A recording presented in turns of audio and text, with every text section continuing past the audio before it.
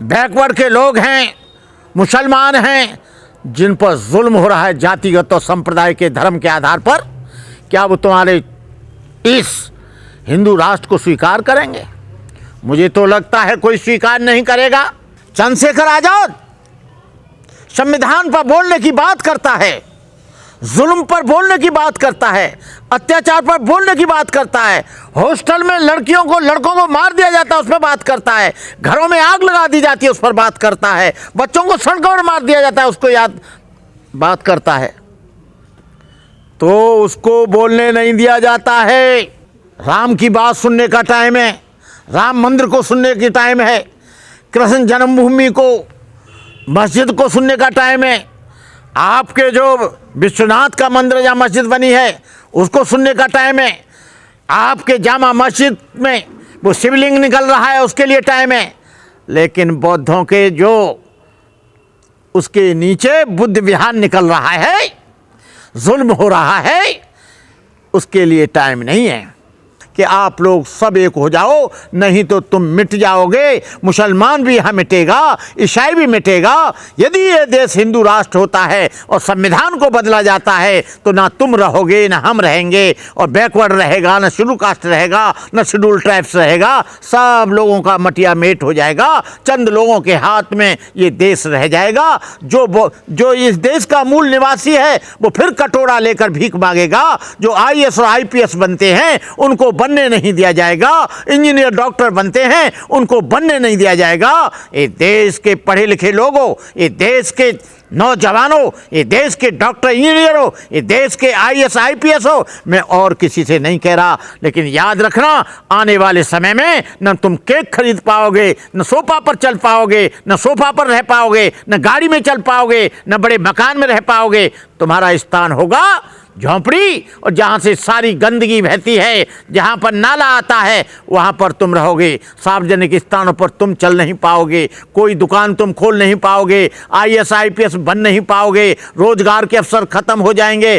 तुम लोग जो 5000 वर्ष पहले गुलाम थे, आगे आगे हाड़ी और पीछे झाड़ू, फिर तुम्हारे आ जाएगा। भलते करुणाकर की बात को याद रखना। मैं तो आज हूँ, कल नहीं रहूँगा, मैं चला जाऊँगा, लेकिन आप मेरी बातों को हमेशा, जब तक ये धरती आसमान रहेंगे, आप याद करेंगे। बैकवर्ड के लोग हैं, मुसलमान हैं, जिन पर जुल्म हो रहा है जातिगत और संप्रदाय के धर्म के आधार पर, क्या वो तुम्हारे इस हिंदू राष्ट्र को स्वीकार करेंगे? मुझे तो लगता है कोई स्वीकार नहीं करेगा। धीरेन्द्र शास्त्री स्वीकार कर सकते हैं, देवकी नंदन जी स्वीकार कर सकते हैं, आपके योगी जी स्वीकार कर सकते हैं, मोदी जी स्वीकार कर सकते हैं, 3% लोग स्वीकार कर सकते हैं, वो लोग जिन्होंने वर्ण व्यवस्था के आधार पर, अरे हिंदू राष्ट्र है क्या है, हिंदू राष्ट्र की हमें परिभाषा तो बता दो। हिंदू कोई शब्द ही नहीं है। डिस्कवरी ऑफ इंडिया में जवाहरलाल नेहरू ने लिखा है कि हिंदू का मतलब है सिंधु, और सिंधु का मतलब है जो फारस के लोग थे फारसी भाषा में। ये मुसलमान लोगों ने हिंदू शब्द दिया। हिंदू कोई उसकी परिभाषा नहीं है। हमें बता दो एक परिभाषा। सिंधु से हिंदू बना, और वो सा का उच्चारण हा करते थे। डिस्कवरी ऑफ इंडिया में पढ़ लेना, जो जवाहरलाल नेहरू ने लिखा है, और अभी भी आया है कि हिंदू कोई धर्म नहीं है। हिंदू तो इन लोगों ने हिंदू हिंदू करके, जो सनातनी सनातनी करके, पूरे देश को ये लोग मोटिवेशन करके, कोऑर्डिनेशन करके, कुछ चंद लोगों के हाथ में सत्ता को दे दिया गया है। मैं अभी कुछ दिन पहले मैं डिबेट सुन रहा था संसद की, जब चंद्रशेखर आजाद संविधान पर बोलने की बात करता है, जुल्म पर बोलने की बात करता है, अत्याचार पर बोलने की बात करता है, हॉस्टल में लड़कियों को लड़कों को मार दिया जाता है उस पर बात करता है, घरों में आग लगा दी जाती है उस पर बात करता है, बच्चों को सड़कों पर मार दिया जाता है उसको याद बात करता है, तो उसको बोलने नहीं दिया जाता है। जितने भी दलित यदि बीजेपी के गुलाम हैं तो बोल सकते हैं, लेकिन जो रिजर्वेशन से 134-35 जाते हैं, उनमें से एक भी बेईमान, एक भी गुलाम, एक भी पालतू आदमी दलित समाज के बारे में बोलता नहीं है। मेघवाल, जितेंद्र मेघवाल को तलवार से काट दिया गया, इंद्रपाल मेघवाल को पानी पीने पे मार दिया गया। लेकिन जो हमारे कानून मंत्री हैं, कौन से हैं, कौन से मेघवाल हैं? अर्जुन राम मेघवाल। अर्जुन राम मेघवाल एक शब्द नहीं बोलते हैं। वो बीजेपी का टोपी पहनकर चुप बैठते हैं। अरे लानत है तुमको, तुम लोग रिजर्व सीट से आते हो, दलित लोगों की सीट से आते हो, बाबा साहब ने जो आरक्षण दिया था उसकी वजह से एमएलए एमपी बनते हो, लेकिन तुम दलितों के बारे में, उत्पीड़न के बारे में, जुल्म के बारे में, अत्याचार के बारे में, बलात्कार के बारे में, शिक्षा के बारे में, बेरोजगारी के बारे में कुछ नहीं बोलते। और जब कोई दलित बोलता है तो उसे संसद का जो अध्यक्ष है, जो अध्यक्षता करता है, वो बंद करा देता है।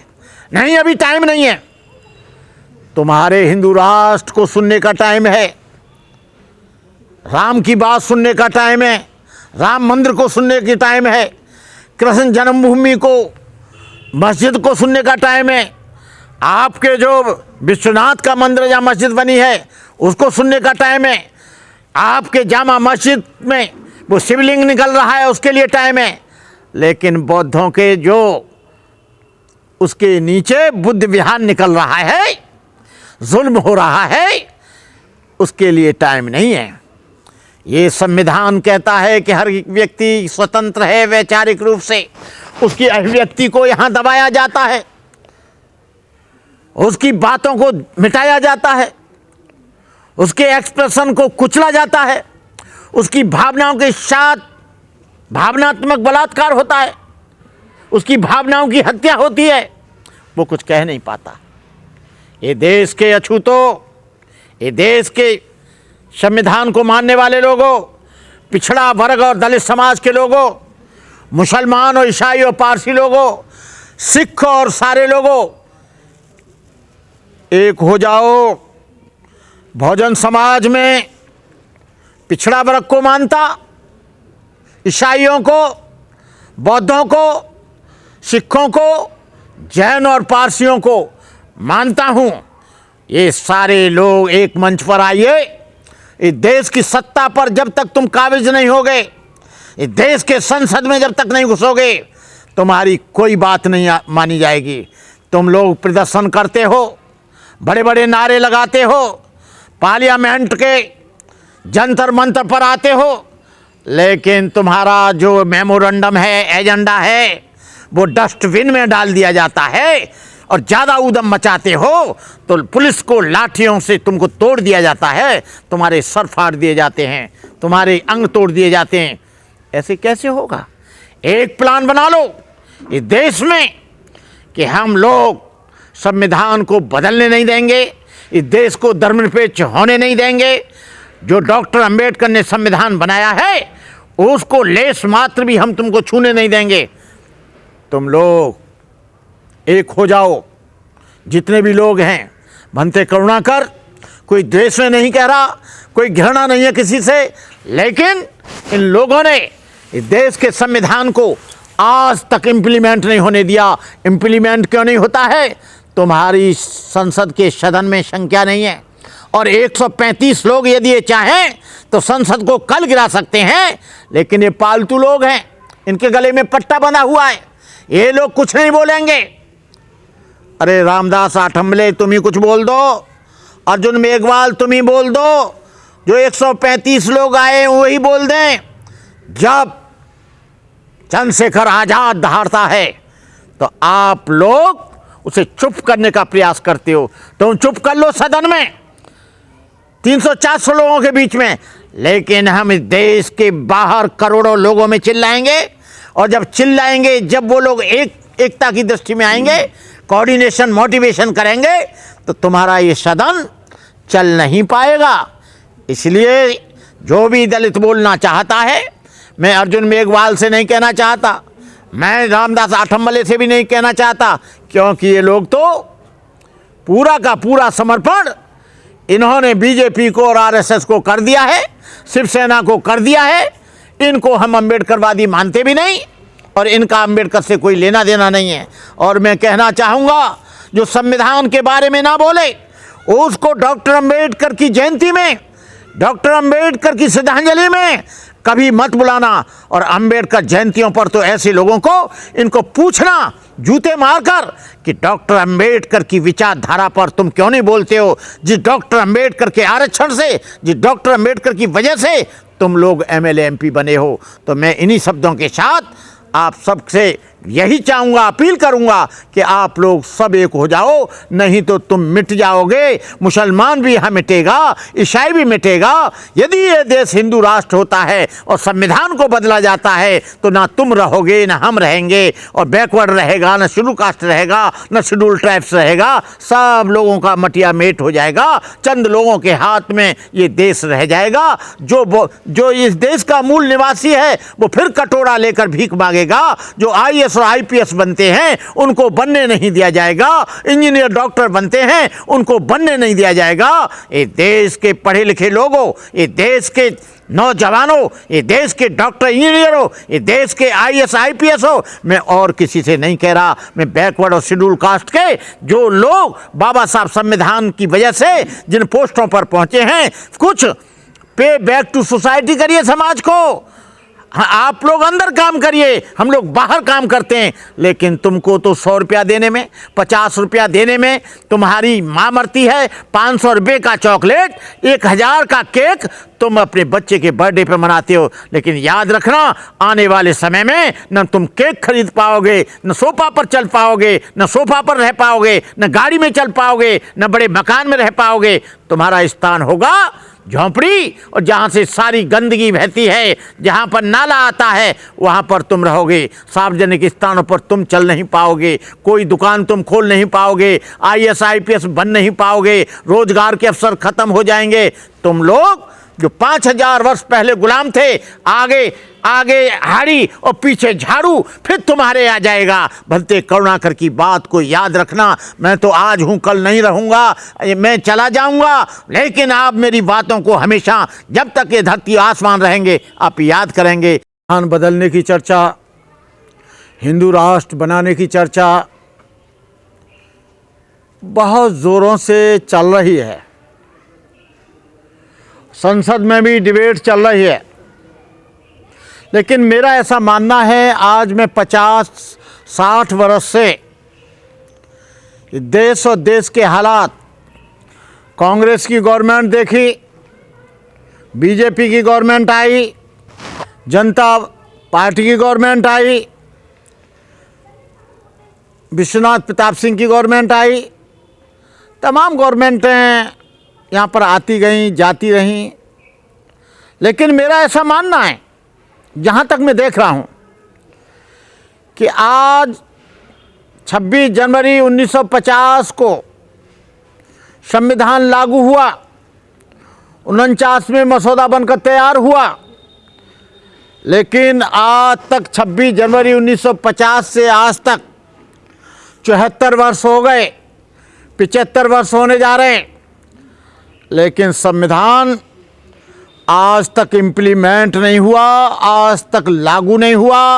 आज तक चाहे तो कांग्रेस की गवर्नमेंट रही हो,